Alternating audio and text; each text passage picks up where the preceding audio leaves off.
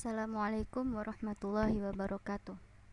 Baiklah, kali ini kita akan belajar tentang materi sistem gerak.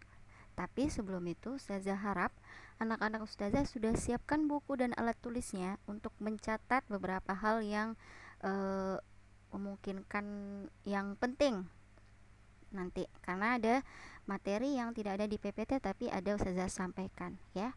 Kita mulai dengan bacaan Bismillahirrahmanirrahim. Sistem gerak itu terbagi menjadi dua, yaitu sistem gerak pada manusia dan sistem gerak pada hewan.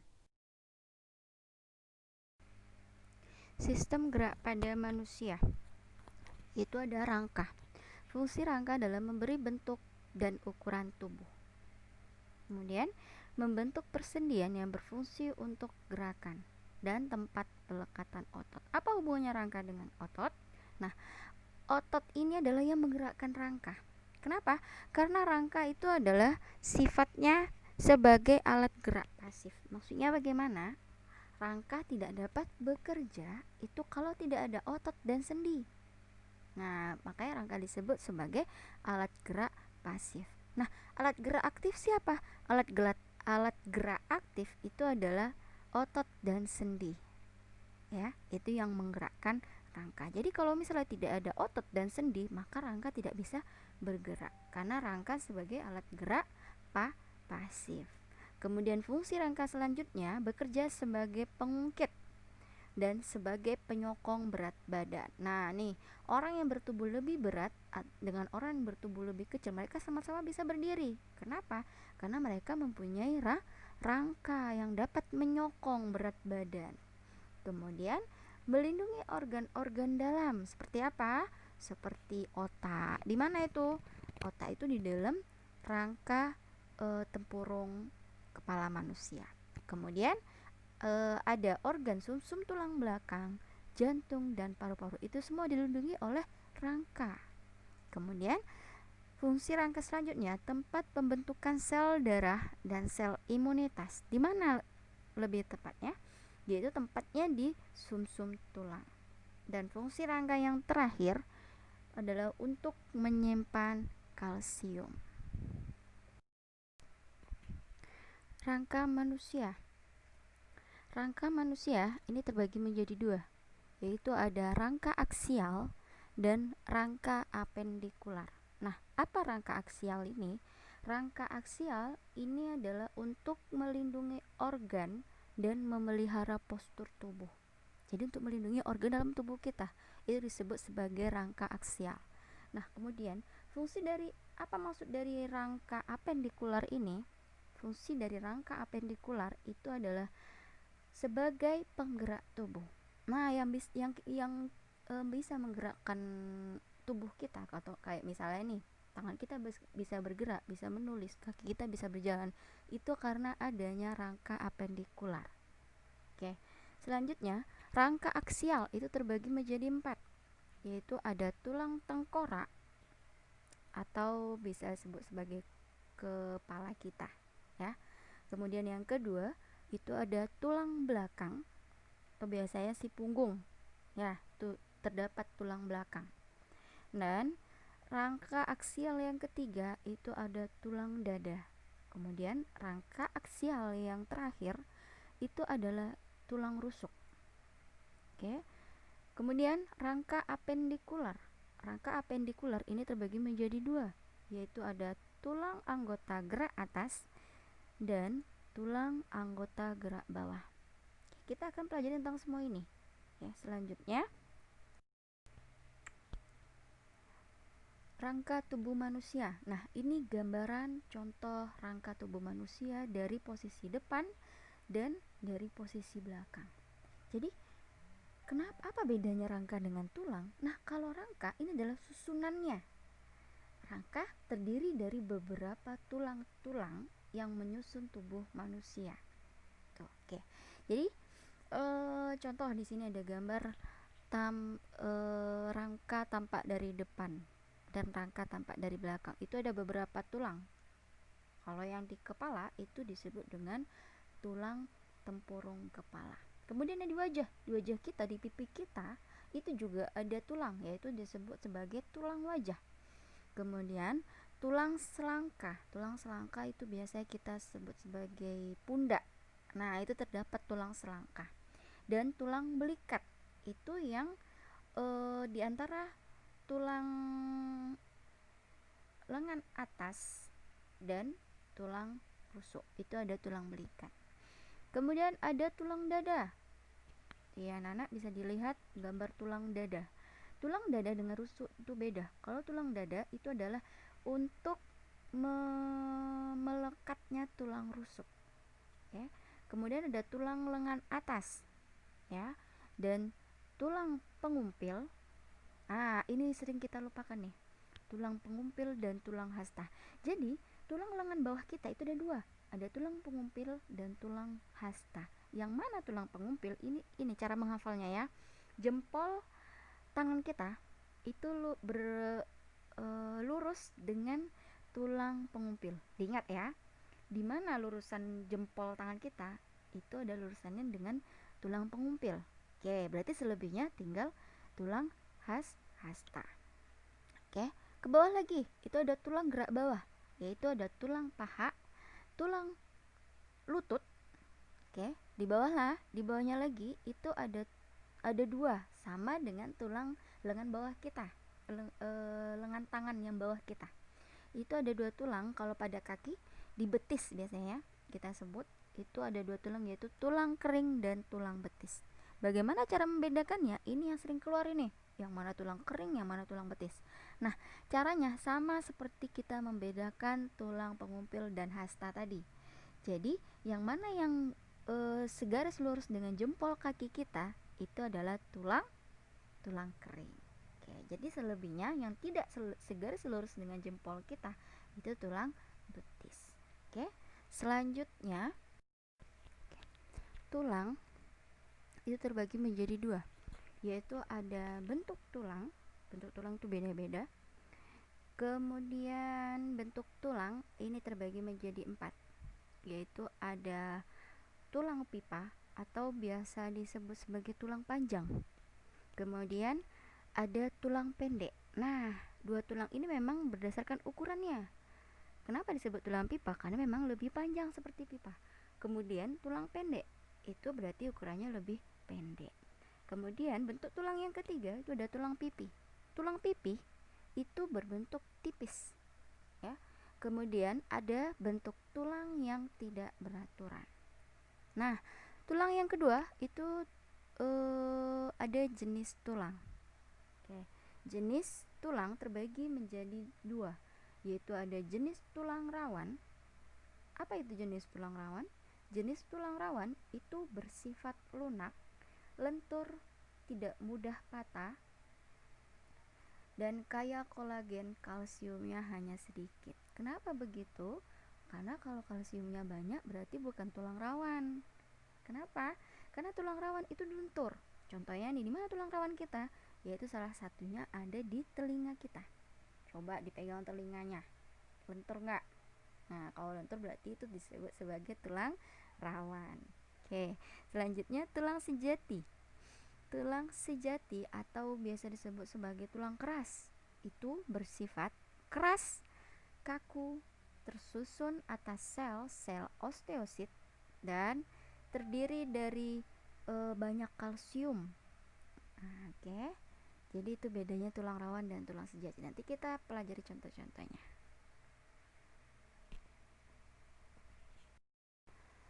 Tulang tengkorak pada manusia, yaitu ada tulang ubun-ubun, bisa dilihat gambarnya.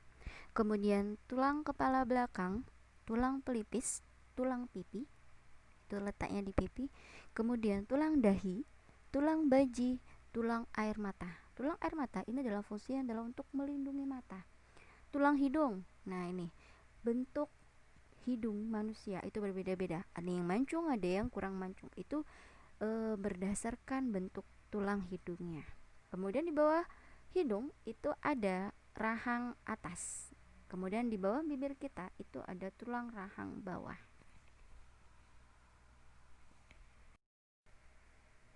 tulang belakang manusia.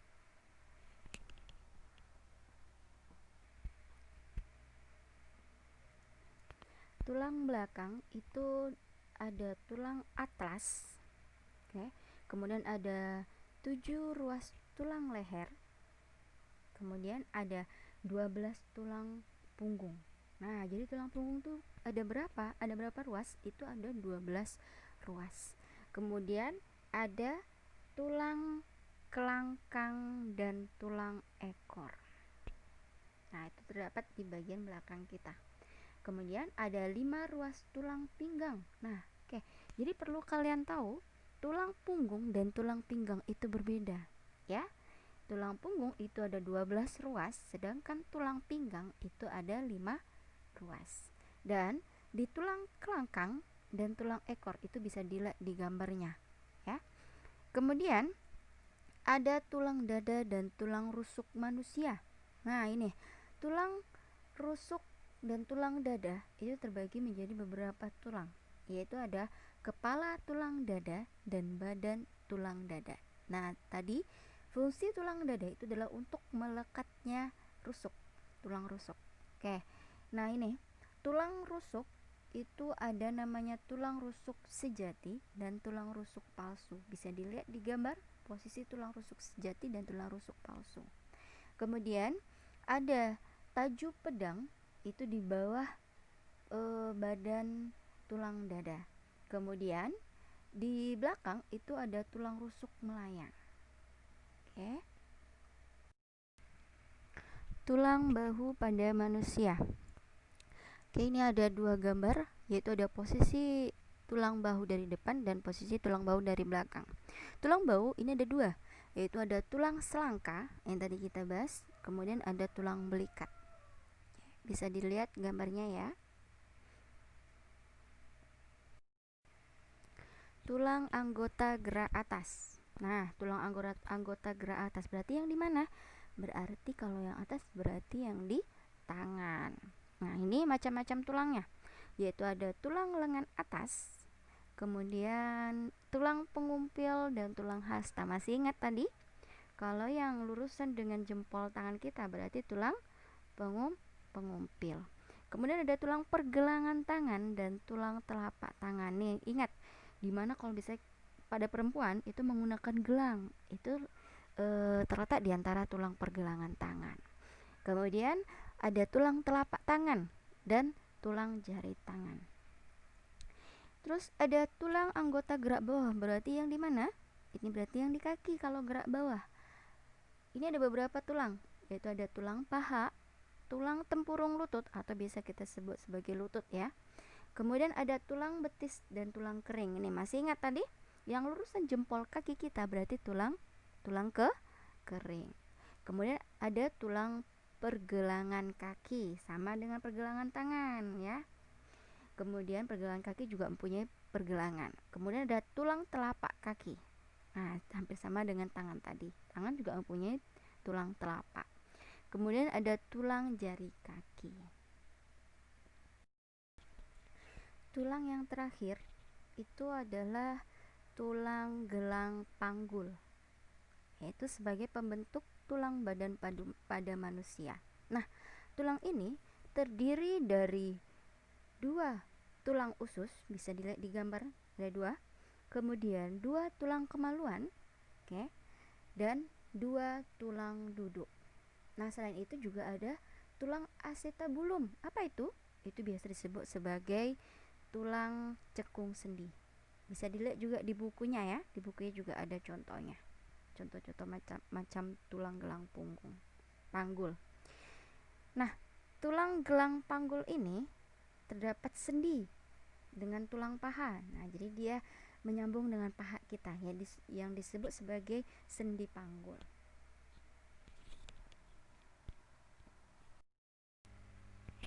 Bentuk tulang pada manusia. Nih yang tadi ada 4 macam bentuk tulang, yaitu ada tulang pipa. Nah, contohnya tulang pipa itu ada di lengan tangan atas kita. Kemudian ada tulang pipi. Tulang pipi yang tadi agak tipis, itu contohnya yaitu terdapat di tulang dada kita. Terus ada tulang pendek. Di mana itu? Contohnya yaitu di pergelangan tangan. Dan tulang tidak beraturan. Di mana tulang tidak beraturan? Tulang tidak beraturan itu di tulang belakang kita dan tulang punggung kita. Itu disebut tidak beraturan karena memang bentuknya tidak beraturan. Bisa dilihat di gambar ya. Kemudian ada bagian-bagian tulang pipa. Nah, ini tulang pipa atau tulang panjang. Bagian tulang pipa itu ada diafis atau diafise ya. Tulisannya tuh coba sekalian sambil dicatat ya, Nak ya. Biar ingat nanti. Kemudian ini tulang diafis itu bentuknya seperti pipa, cylinders, dan sebagai bagian tengah tulang, yaitu tulang diafis ini adalah bagian tengah tulang yang memanjang dan di tengahnya terdapat rongga. Itu tulang diafis. Kemudian ada tulang epifis yang bagian ujung tulang tersusun dari tulang rawan. Tulang epifis ada dua di ujung-ujungnya, di ujung-ujung tulang pipa. Di antara tulang diafis dan tulang epifis ini ada tulang metafis. Ya, anak-anak bisa dilihat kenapa tulang diafis itu dia berongga, karena di dalamnya kan sebagai pembentukan sel-sel darah. Tadi fungsi tulang adalah untuk salah satunya sebagai pembentukan sel-sel darah dan sel imunitas.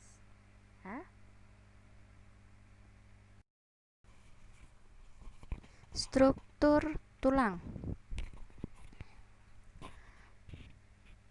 Struktur tulang itu terdiri dari beberapa macam sel dan ada beberapa macam tulang. Contohnya di situ struktur tulang tersusun melingkar dan melapisi bentuk suatu sistem disebut sebagai sistem Haffers.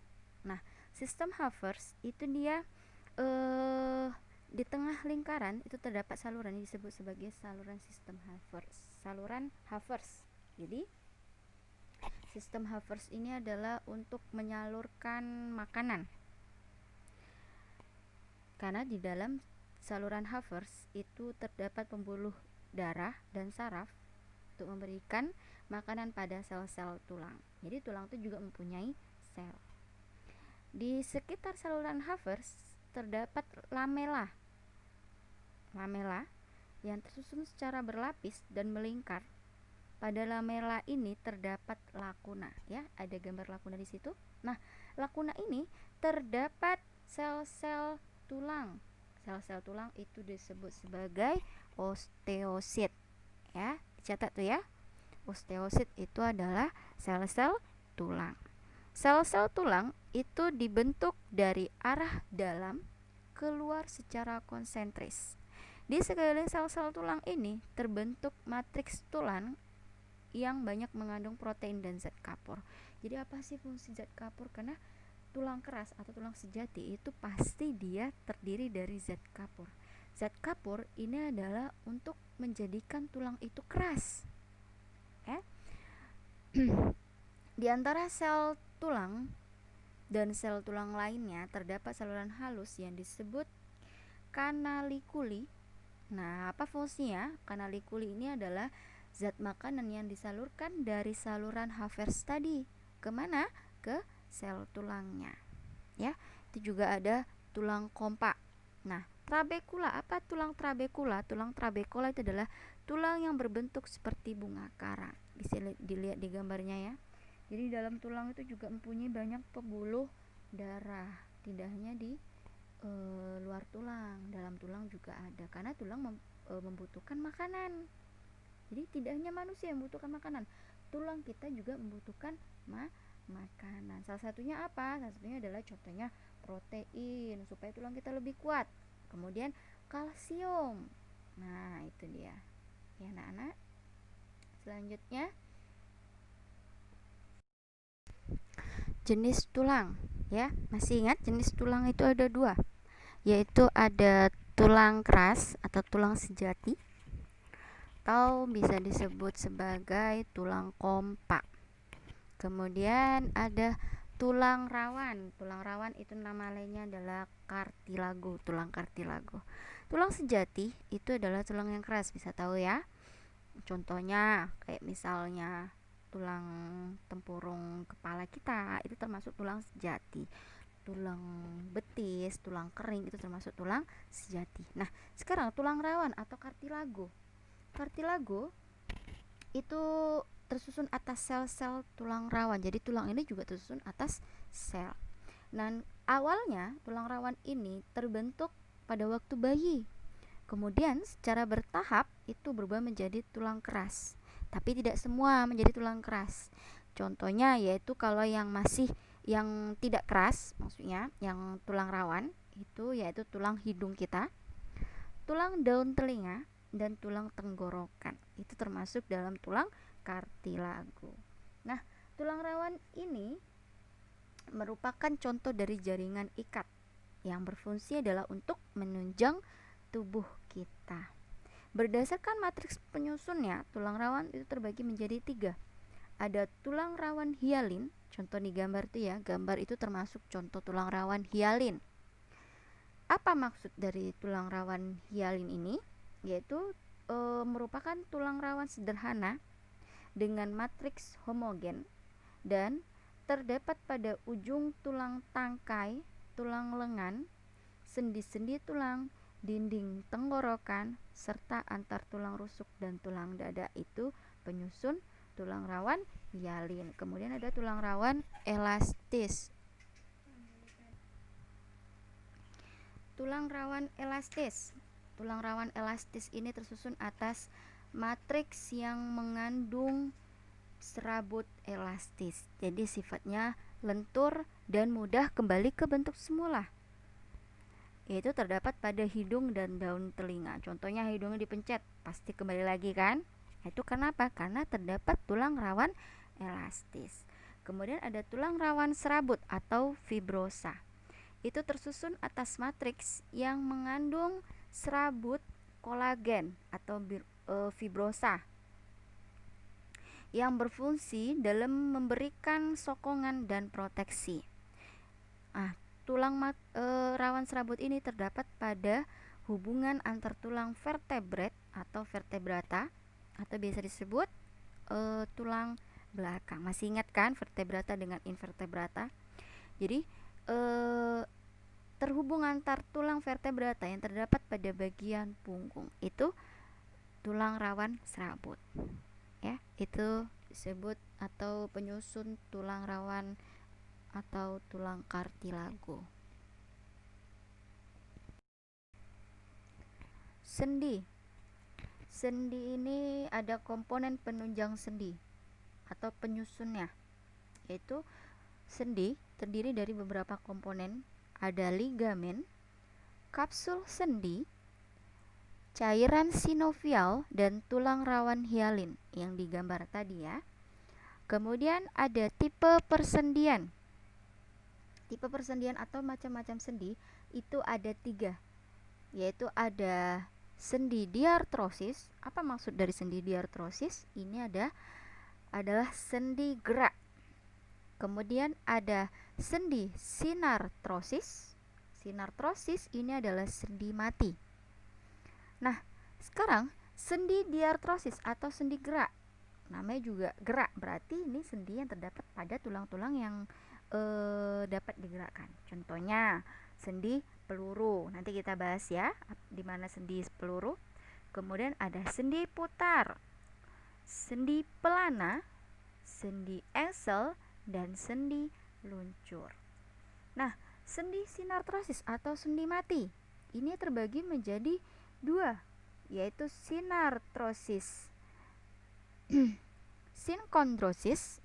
Nah, maksudnya apa? Sinartrosis sinkondrosis ini ada yang dihubungkan oleh tulang rawan. Contohnya hubungan antar segmen pada tulang belakang. Ya.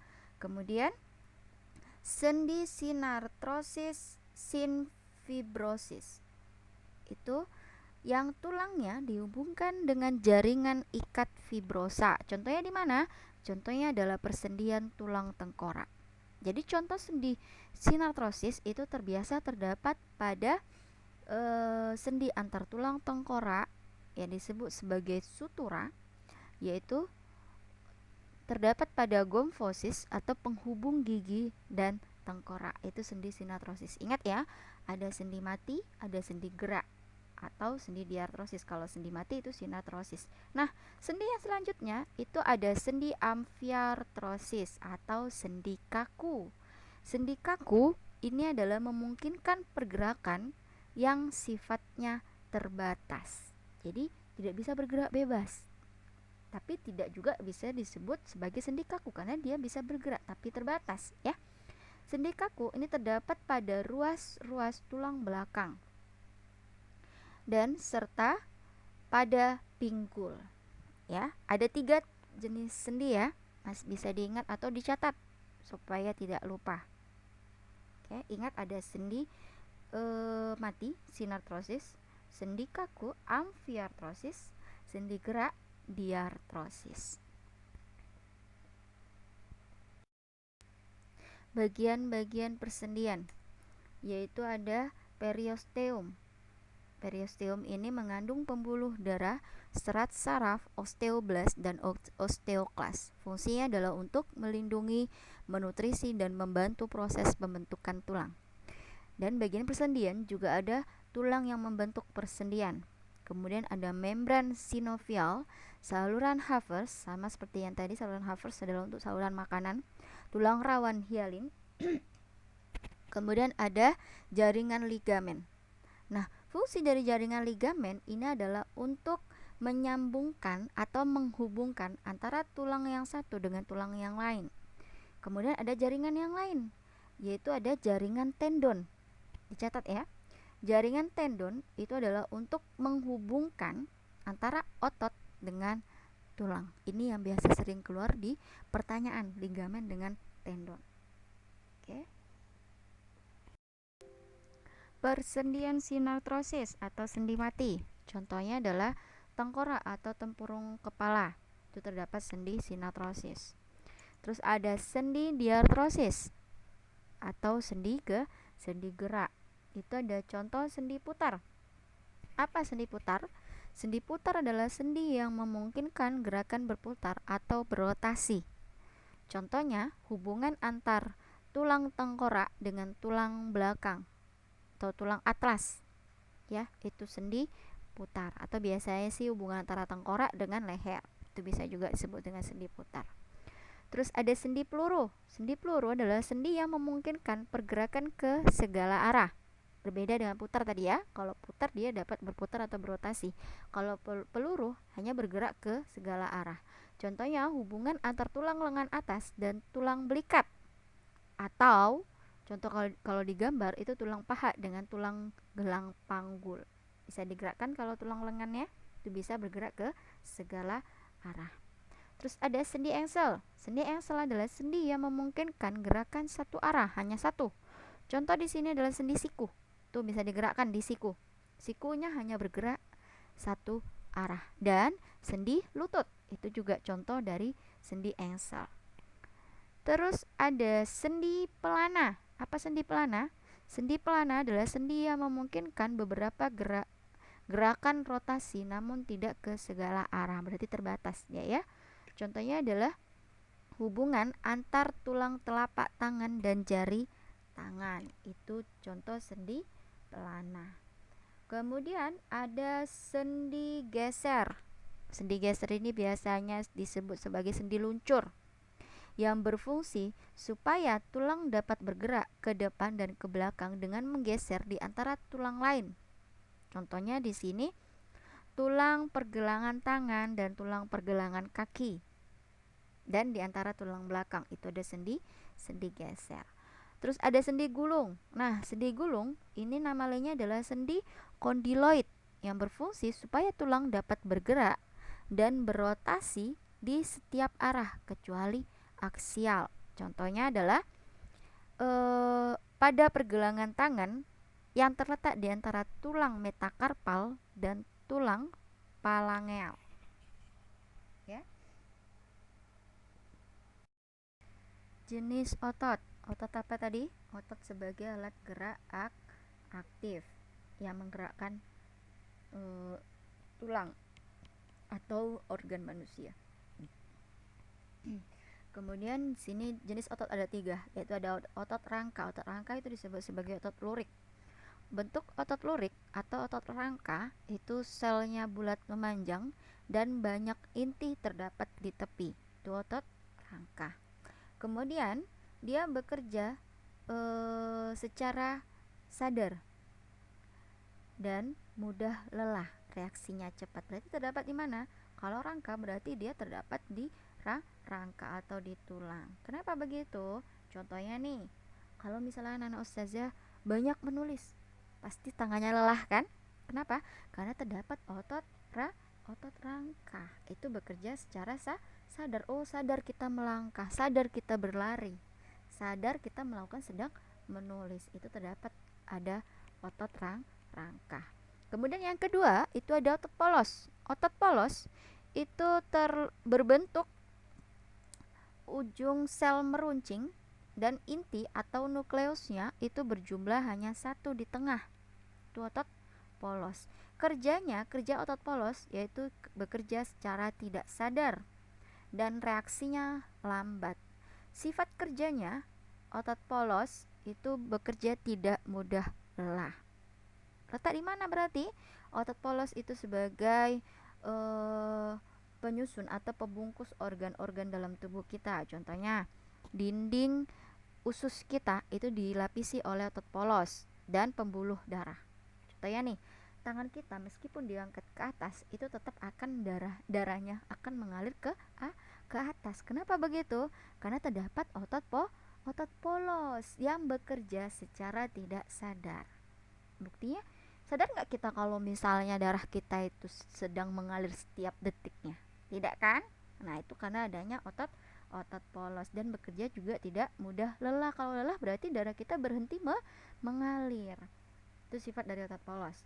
Kemudian otot jantung. Nah, sesuai dengan namanya, hanya terletak berarti pada jantung. Bentuknya bulat memanjang dengan ujung bercabang dan ada banyak inti yang terletak di tengah. Otot jantung nukleusnya terletak hanya di tengah, berbeda dengan otot polos dan lurik. Kemudian otot jantung ini bekerja secara tidak sadar dan reaksinya lambat. Sifat kerjanya tidak mudah lelah. Namanya juga otot jantung dan terletak di jantung. Tentu sifatnya juga tidak mudah lelah. Kalau lelah berarti jantung kita berhenti berdenyut dan bekerja secara tidak sadar. Buktinya, kalau misalnya nih otot yang di jantung itu bekerja secara sadar dan mudah lelah, berarti kita tidak akan bisa hidup bertahan lama. Itu otot jantung. Oke, lupa Ustazah tadi bilang salah satu perbedaan antara ketiga otot ini adalah kalau dari gambar, otot lurik dia mempunyai serabut otot atau miofibrin, bisa dilihat di gambar itu bergaris-garis. Kemudian kalau otot polos sesuai dengan namanya, yaitu dia polos, tidak mempunyai miofibrin atau serabut otot. Yang otot jantung ini memiliki serabut otot sama dengan otot rangka atau otot lurik, ya. Dia mempunyai miofibrin. Jadi yang tidak mempunyai miofibrin atau serabut halus itu adalah contohnya yaitu adalah otot polos. Gerak antagonis pada otot. Apa maksud dari gerak antagonis pada otot? Yaitu otot yang bekerja berpasangan untuk mendorong terjadinya gerakan yang sifatnya berlawanan. Sesuai dengan namanya, antagonis. Berarti kerjanya yang sifatnya berlawanan. Nah, contohnya kalau gerak antagonis pada otot yaitu ada otot bisep. Tuh bisa dilihat di gambar ya, pada lengan atas kita. Ada otot bisep dan otot trisep. Nah, cara kerjanya bagaimana? Ada otot itu ada yang bekerja secara berkontraksi. Berkontraksi itu artinya bisa dibilang dia sedang bekerja. Berelaksasi. Nah, berelaksasi itu artinya sedang beristirahat, tidak bekerja. Ya, contoh di sini. Apabila otot bisep berkontraksi atau bekerja, maka otot tricepsnya berelaksasi. Bisa dilihat gambarnya ya. Otot bicep itu terletak di lengan yang depan kalau posisinya. Nah, lengan atas kita yang bagian depan. Nah, kalau yang otot triceps itu terletak pada lengan atas kita, yaitu yang bagian belakang. Oke. Nah, kemudian apabila otot triceps berkontraksi atau bekerja, maka antagonisnya kebalikannya.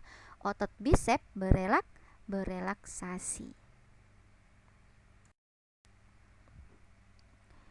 Bagian-bagian otot rangka yaitu ada origo dari tulang belikat, origo dari tulang belikat dan hasta. Kemudian ada otot triceps, otot bicep, nanti ingat tadi. Kemudian ada empal atau ventricle. Kemudian ada insersi di tulang hasta, tendon, dan ada insersi di tulang pengumpil. Masih ingat tendon tadi? Tendon adalah penghubung antar otot dengan tulang.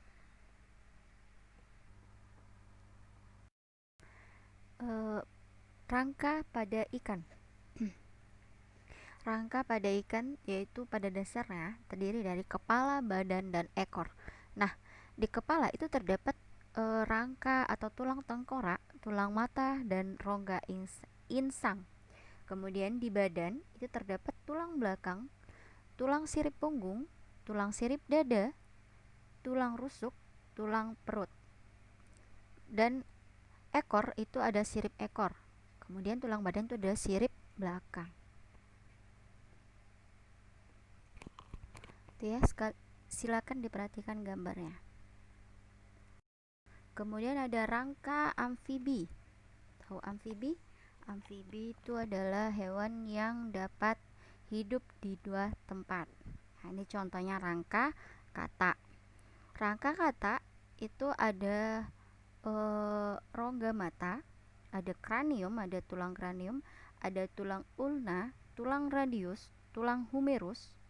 Kemudian ada tulang scapula, tulang belakang, processus tulang belakang, dan tulang paha. Kemudian ada tulang mata kaki dan ada tulang pangkal paha ya. Kalau di buku tulang pangkal paha itu dia bukan sama. Maksudnya kalau di buku tulang ekor itu adalah tulang ilium ya. Kemudian tulang ruas jari.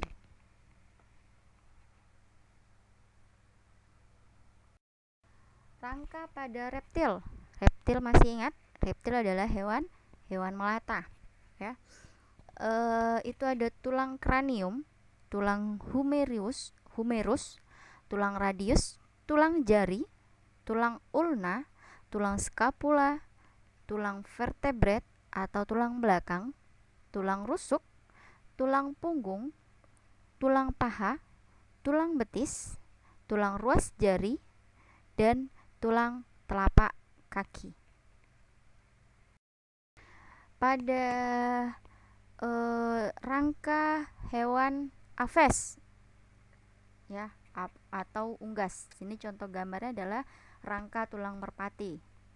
Itu contohnya bagiannya ada tulang tengkorak, tulang mata, tulang rahang, tulang leher, tulang rusuk, ada tulang dada, tulang kering, kemudian ada tulang sayap, kemudian ada ulna, radius, humerus, tulang punggung, tulang paha, tulang telapak kaki, dan tulang jari kaki. Gangguan pada sistem gerak manusia. Contohnya di sini gangguan pada sistem rangka dan ada gangguan pada sistem otot. Kalau gangguan pada sistem rangka itu terbagi menjadi 4, yaitu gangguan fisik, fisiologis, gangguan persendian, gangguan tulang. Gangguan fisik itu ada 3, ada fraktura, ada grand stick, dan communit. Kemudian fisiologis ada rangkitis, microcephalus, Osteoporosis itu pada gangguan sistem rangka di fisiologis.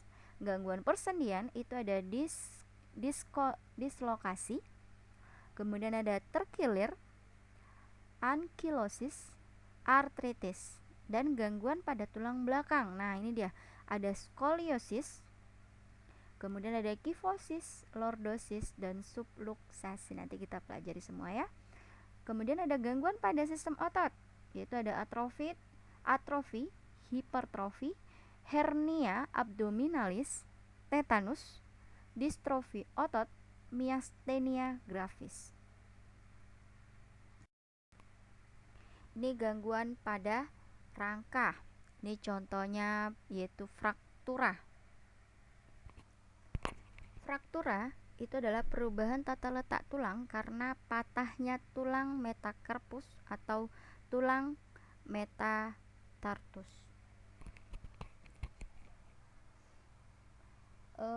Fraktura ini bisa disebabkan oleh berbagai faktor seperti trauma, tumor.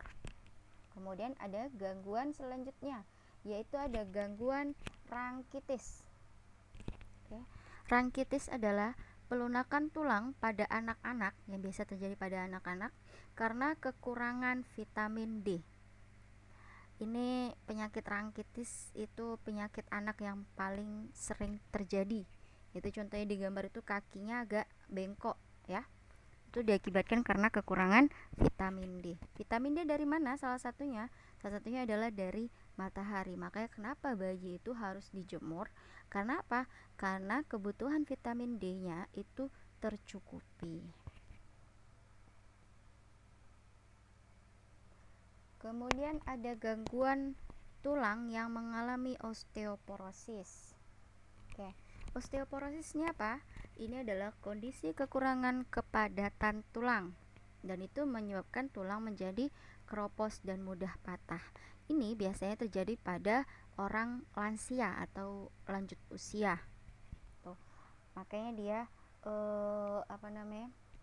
tulang menjadi keropos dan patah. Itu osteoporosis. Osteoporosis ini menimbulkan gejala dan biasa baru diketahui ketika penderitanya jatuh atau mengalami cedera yang menyebabkan patah tulang. Itu osteoporosis, tapi tidak semua diawali dengan gejala jatuh ya. Kemudian ada tulang normal. Nah, itu perbedaan tulang normal dengan tulang osteoporosis ya. Gambarnya lebih padat yang tulang normal. Artinya tulang normal itu adalah tulang yang tercukupi kebutuhannya seperti vitamin D, kalsiumnya. Nah, itu tuh. Kemudian kalau osteoporosis itu adalah yang keropos, yang mudah keropos. Dan sini ada gangguan skoliosis. Nah, ini gangguan skoliosis, kifosis, dan lordosis. Bisa jelas ya gambarnya. Kalau skoliosis itu adalah gangguan pada rangka tulang belakang itu yang membengkok ke kiri dan ke kanan. Itu skoliosis. Jadi dia tidak bisa lurus. Tulang belakangnya itu berbelok ke kiri dan ke kanan. Kemudian kalau kifosis, gangguan rangka pada tulang belakang yang terlalu ke belakang. Jadi tulang belakang itu terlalu ke belakang. Jadi dia jadinya bungkuk. Kemudian kalau lordosis itu gangguan yang diakibatkan dari tulang belakang yang terlalu ke depan. Jadi seperti orang hamil ya. Tapi bukan berarti orang hamil itu penderita lordosis, bukan ya. Karena bukan tulang belakangnya yang ke depan, tapi dia rahimnya yang membesar kalau orang hamil. Tapi kalau orang lordosis itu memang tulang belakangnya yang terlalu ke depan. Gerak pada hewan. Nih, burung dan katak bergerak dengan menggunakan rangka dan otot. Kemudian, cacing tanah memiliki rangka hidrostatik yang memungkinkan terjadinya gerakan peristaltik. Maksud dari hidrostatik ini apa? Ini biasa pada bahasa kimia, yaitu tekanan yang diakibatkan oleh gaya. Nah, ini maksudnya yang memiliki rangka hidrostatik yang memungkinkan terjadinya gerakan peristaltik. Peristalsis maksudnya, ya. Peristalsis ini sama dengan peristaltik yang biasa pada tenggorokan kita. Atau peristalsis ini adalah gerakan mendorong atau meremas. Ya, kalau pada tenggorokan tuh berarti dia gerakan meremas makanan untuk masuk ke dalam lambung. Nah, ini kalau pada cacing itu gerakan mendorong untuk dia dapat bergerak atau berjalan di atas tanah. Sekarang kita latihan soal ya. Silakan anak-anak ustazah kerjakan soalnya. Kemudian nanti kirim jawabannya melalui classroom. Nanti kita bahas sama-sama jika sudah selesai ya. Oke, selamat bekerja anak-anak ustazah. Sekian materi kita hari ini. Wabillahi taufik wal hidayah. Assalamualaikum warahmatullahi wabarakatuh. Jika ada pertanyaan, silakan komen di Google Classroom-nya. Insyaallah ustazah akan jawab ya. Assalamualaikum.